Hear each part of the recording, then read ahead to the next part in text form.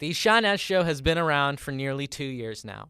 And in our 2 years, we have hit all kinds of milestones and we've covered all sorts of stories, from inflation to the Afghanistan withdrawals to the 2022 midterms. And we've had on nearly a dozen guests on this show to share their perspectives on some of the biggest issues of our time. And it wouldn't have been possible without the great listener support that my show has gotten for nearly 2 years. And it has been an immense pleasure to come back every week to speak to you guys about the biggest political stories of our time. Now, I'm asking you one more time again to help us out. So, before you're done listening to this episode, if you could, please share this episode and all your other favorite episodes of the Ishan S. Show with your friends and your family. Please follow us on Instagram and Twitter at the Ishan S. Show. Check out our political news blog at theishanshow.com, and don't forget to subscribe so that you don't miss on the biggest headlines that are affecting our country. We've made it this far only thanks to your support, and I will continue to be grateful, and I will always look forward to you guys sharing this episode and all the others with your friends and your family. Thank you so much for all your help, and the great episode we have planned for you starts right now.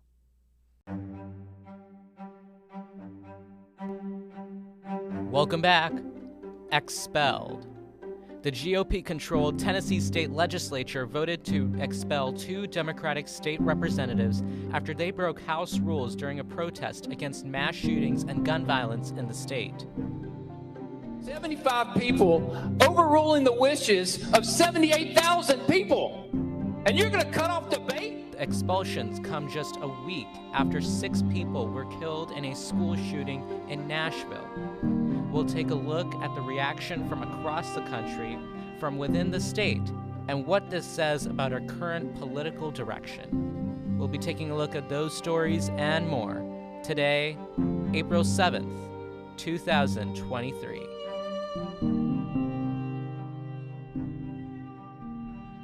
From Ishan Media, this is the Ishan S. Show, a podcast about the interesting and ever-changing world of American politics, with me, your host, Ishan. Hello, everybody. Welcome back to the Ishan S. Show. Thank you so much for joining me here today for another great week and another great episode.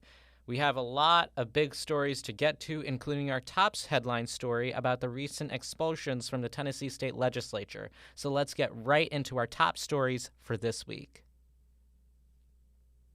Former President Donald Trump was arraigned in court this week. We talked about this story last week, actually, and the week before that. And it was our top story when former President Donald Trump was indicted by a grand jury in connection to alleged hush money payments he made to adult film star Stormy Daniels. All eyes were on the former president as he left Florida on Monday evening to get to New York, where he was expected to be in court. During the proceedings, Trump pled not guilty for his alleged connection to the hush money payments and the 34 charges that were levied against him. And all of those 34 charges were unsealed, most of which were linked to a series of checks that were written to Trump's personal lawyer and fixer, Michael Cohen, who we talked about last week, to reimburse him for his roles in allegedly paying off Daniels. To keep her silent about an alleged affair that she had with the former president in 2006.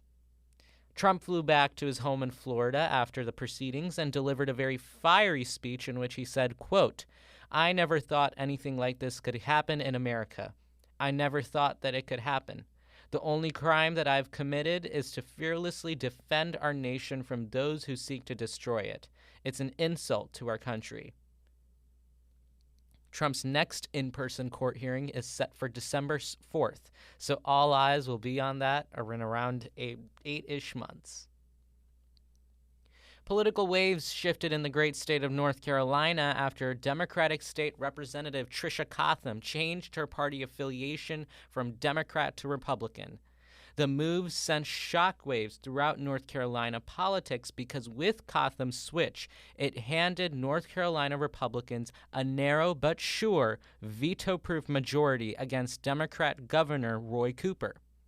Cotham cited a wave of reasons for her shift to the Republican Party, led by the fact that she made accusations of bullying from fellow Democrats for her more moderate positions on issues such as school choice. It was slightly unexpected because of the fact that Cotham has branded herself as somebody that was going to fight for key Democratic issues such as abortion and LGBTQ rights, and she marketed herself as a reliable vote. The politics of this is interesting because, you've not heard of a lot of Republicans recently shifting to the Democratic Party, although you have heard of a lot of Democrats shifting over to the Republicans. I think the most prominent person that we can talk about is Kyrsten Sinema, who I mentioned plenty of times on our show. But Kyrsten Sinema changed her party identification from Democrat to Independent, citing her own grievances with the Democratic Party. And the Arizona Independent now, with her switch, shifted the dynamics in the Senate, sorta. But she was a bit of a thorn for Democrats like Chuck Schumer and Joe Biden and made it a little difficult to operate. So she wasn't necessarily the most reliable vote, unlike what Cotham might have been for Democrats in North Carolina. But the interesting part about Cotham is that she was always going to be there on issues. That was what was expected. But another example of maybe somebody who we thought originally was very Democrat, very liberal, but switched is Tulsi Gabbard, who isn't in elected office anymore, but she ran for president and is prominent in political circles. And she's now involving herself in more conservative-leaning circles after leaving the Democratic Party herself. She cites all sorts of grievances that she's had with the party. She's not happy with the direction of it. She calls it a warmongering group. There's a lot of things that she said about the Democratic Party. She actually also has a podcast now. I don't know if I'll endorse you to listen to it because we always have the Ishan S show. But yes, she does have a podcast and she is pretty prominent. She speaks at places like CPAC, the Conservative Political Action Conference, among other things. And she's a frequent guest on Fox News. Now, Cotham alone isn't alone in this, but she does represent a new movement for moderate Democrats who feel a little more alienated from the direction of the Democratic Party right now. Now, watching more people like her is going to probably be a new thing for many people who observe politics and observe the Democratic Party, because this is a time of shifting for both parties. And I think with more moderate Democrats leaving the Democratic Party to go to the Republican Party, it's a new shift that we've seen. I think eyes are also going to be on senators like Senator Joe Manchin. Somebody played a little April Fool's prank on me the other day and said that Joe Manchin was changing his party identification to the Republican Party. And it took me less than a heartbeat to believe it because it's kind of just something that we can all expect. It's not like we'd be surprised if it happened. We'd be shocked, but we wouldn't be surprised that it happened. But that's the way these things are working right now in this shift in our politics. All right, but those are some of the big headlines from earlier this week. Now let's get into this week's top story. In India, a few weeks ago, the opposition leader in the country's parliament was banned from serving in the country's legislature after he was found guilty on alleged claims of defamation that were made against him. In Russia, Vladimir Putin banned certain political parties from competing in the general election due to them being opposition parties and opposing his positions on key issues. In countries like China, there's only one party running the entire show, with very little representation, if any, from opposing parties. And then yesterday in Tennessee, we saw Republicans expel 2 Democrat state representatives from its state legislature. Now look, I get that the way I just put that was kind of deceiving, but I'm not in any way trying to compare countries like Russia and China and the way they handle their politics to the way we do things in America and the way they do things in Tennessee. But I want us to put on our critical thinking hats, and I want us to understand where there's an emerging pattern when we see issues like this come up in our headlines in this country. And I want us to understand where something like this happens, where you're telling political opponents to be quiet or leave. I want us to understand that perspective. Now, I've said it a million times already in this episode, but to reiterate it, Tennessee Republicans led a charge to expel 3 state representatives from the state legislature, all 3 of whom were Democrats, in response to their protesting of a mass shooting that happened in their state. Now, the motion failed and resulted in one of them being exonerated, but 2 of them actually were expelled from the legislatures and now cannot serve their districts. Why did they do that? Well, to understand, I think we'll need to go a little bit back in time last week and understand the exigence for all of this. So last week, very tragically, there was a school shooting in Nashville in a Christian school that resulted in 3 young children being killed in addition to 3 adults. So in total, 6 people were killed in this mass shooting. Now, this served as a bit of a rallying cry for many people who, of course, oppose gun access and are against gun violence. I mean, I think we all are against gun violence, but when we talk about the rallying cry for these people, I think they were more about rallying against the lax gun laws that we see sometimes in states such as Tennessee.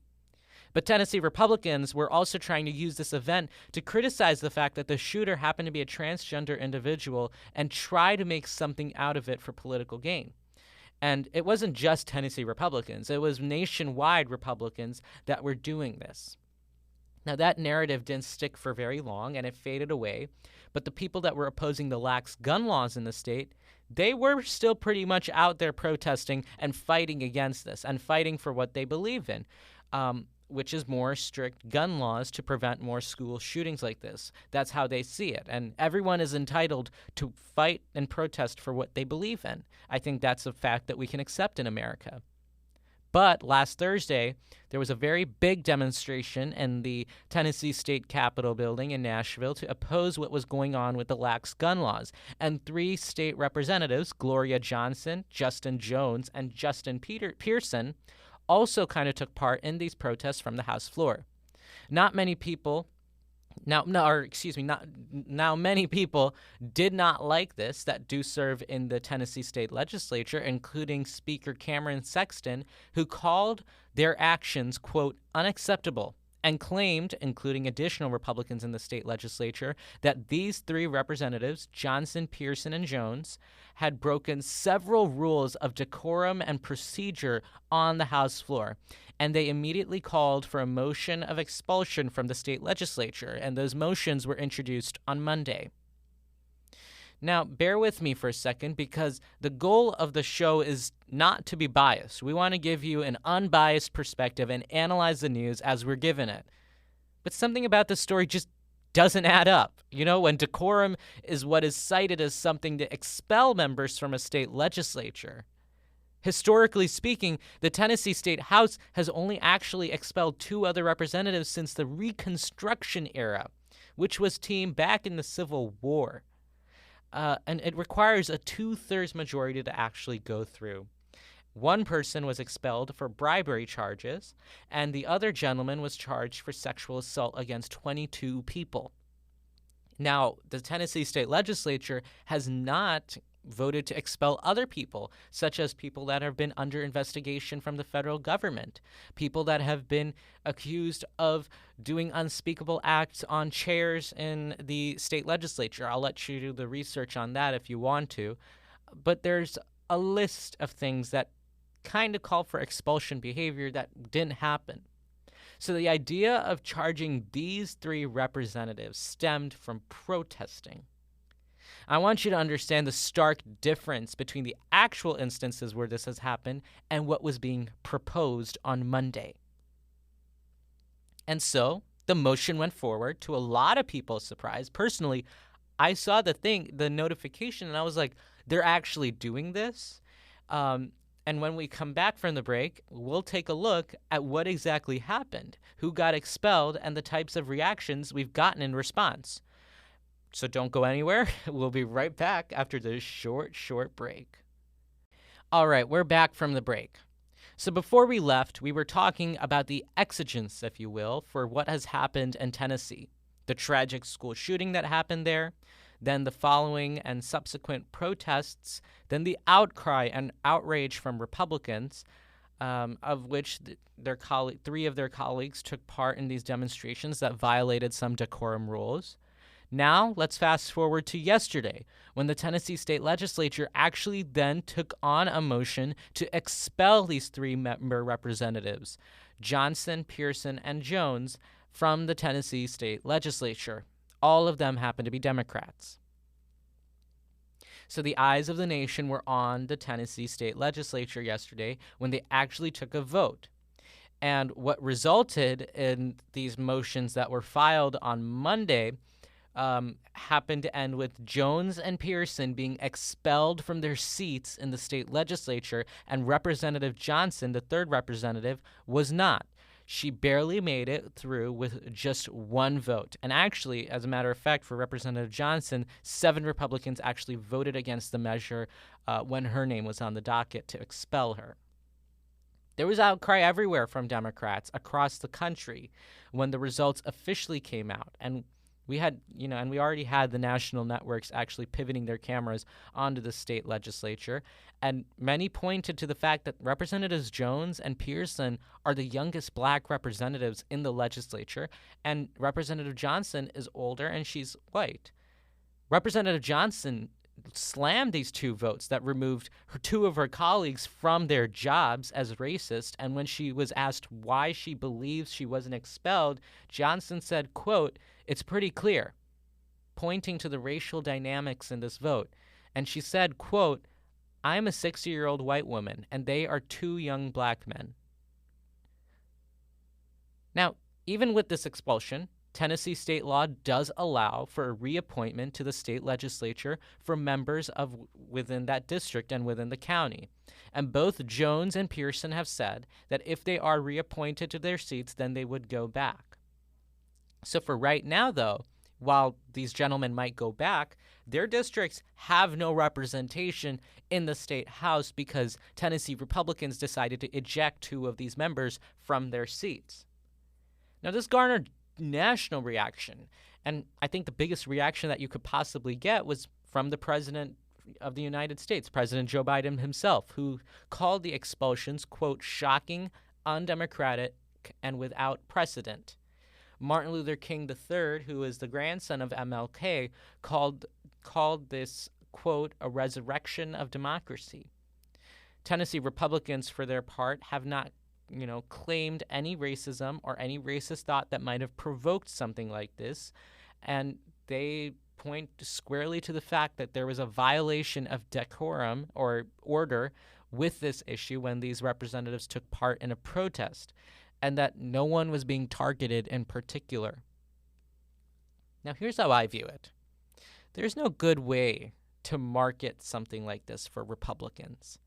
The fact is the fact, and that fact is that a GOP supermajority in a legislature voted to remove 2, at this point, helpless Democrat state representatives from their seats because they protested gun violence and a lack of gun laws from the House floor.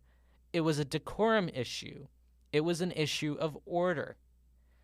I'm sure the rules are the rules, and it makes sense to punish somebody for breaking the rules. But the fact is that you do not expose or you do not, expel somebody from a body like the Tennessee state legislature for something, and I'm going to say it, minor like this. What makes this even more bizarre is that we've only seen this happen 2 times since the Civil War, for bribery and for sexual assault. I don't understand how this qualifies as something to remove 2 state representatives on the same day and attempt to remove a third one. But beyond that, I don't understand why Republicans are so dumbfounded by the fact that these accusations of racist they're being accused of racism behind these decisions. I don't know how they're supposed to supposedly deny the fact that they didn't realize that the 2 representatives that they were removing happened to be the youngest 2 black members of the body, and the third member they were trying to remove was one of the only women in the legislature, and she was saved because she happened to be white. And all of them, mind you, were Democrats. I am taking no particular side here, but I am only advocating for the fact right now that there is an unraveling of basic democratic convention with the removal of 2 duly elected state representatives for something trivial like a protest. I think it was best put by State Representative John Ray Clemens, who said something to the effect of those 75 people were overruling the will of 78,000 people or something like that, referring to the people of a district of one of these representatives. Take a listen. Mr. Speaker, we are talking about nothing less than 75 people overruling the wishes of 78,000 people. And you're going to cut off debate? Give me a break. Is this a circus? You are talking about kicking somebody out of this body. Grow up. If you can't sit through a conversation or a debate on something no less than expelling a colleague, grow up. Get out of here. You don't belong here. When I brought up those and other countries where the opposition has somewhat been silenced, I wanted to introduce that for others to actually understand the reasons that were cited for doing that. A lot of the time in countries like Russia and India, where this has happened, they decried that rules were being broken, that laws were being broken. And, those countries will conduct the law the way they need to within their borders. But when we see something similar happening here, where political opposition, which in this case is Democrats and the state legislature in Tennessee, were being silenced, citing a decorum rule in the House, it's just not proportional to what we've seen. The rules are the rules, but when you are expelling people previously with a precedent for only bribery and assault, I just don't think it makes sense. And I think this is where we really need to open our eyes and really observe and evaluate a situation like this with a greater understanding of what is going on. It's setting a dangerous precedent for the future. And, in states across the country, I'd be surprised if we started seeing expulsions like this happening willy-nilly. These people were protesting something that they didn't happen to agree with. And so what happens? They just kick them out. I'm not with any reason going to be partisan or take a side in this. If this was happening in the California Democrat-run state legislature to a Republican state representative, I would be equally outraged and confused, because the will of the people should not be overturned. The will of the people of these districts should not be overturned unless there's actual probable cause that the people serving in those seats are not serving the best interest of the voters. In this case, Representatives Jones and Pearson were serving their people. They were taking part in a protest. They weren't actually actively trying to go in with any malicious intention to disserve their people, to disserve their constituents. They were protesting a very sad thing that happened in their community and in their state just a week before. I find it a little weird, actually, that Tennessee Republicans made expelling 3 of their colleagues a greater priority than observing and trying to figure out a way that they can avoid a mass shooting like what happened in Nashville for the future. And yes, they did do stuff. I mean, the governor touted these things that they did, but I don't see why they had to rush through it just to then expel 3 members. Other states like Texas, Illinois, Florida even, have taken immediate action and comprehensive action in response to mass shootings in their states. I mean, when you measure it according to the political party in power. And 2 of these states are run by Republicans. So when I see this happening in Tennessee, I don't see this as a Democrat issue or Republican issue. I don't see that. I just see dysfunction and irregularity. And it's not appropriate for that to happen in an elected body filled with representatives that are literally there just to serve the people of Tennessee. That's my 2 cents on this, but we'll see how this unfolds. So whatever happens, stay tuned on our Instagram and Twitter. That's where more of the breaking news is coming out these days. But also keep an eye on the EshawnShow.com and subscribe to our political news blog, because I'm sure these 2 representatives will be back. I'm sure they will. And in general, I'm disappointed to see this. But that is the path that our country is taking right now. we'll keep our eye on how it is, and I'll see you guys next week. And so that does it for us here today at the Ishan S. Show. If you liked my commentary, then go ahead and follow at Ishan S. Show on Twitter and at the Ishan S. Show on Instagram for breaking news posts and updates about the show. If you want to learn more about political stories, then check out my political news blog on the IshanSshow.com and enter in your email to subscribe, and just check out the IshanSshow.com. And do us a favor and share this episode and all other Ishan S. Show content with your friends and family. It is the best way for this show to grow and get more people listening to it, and it helps out so much. Thanks again for all your support, and I'll see you guys soon. Bye.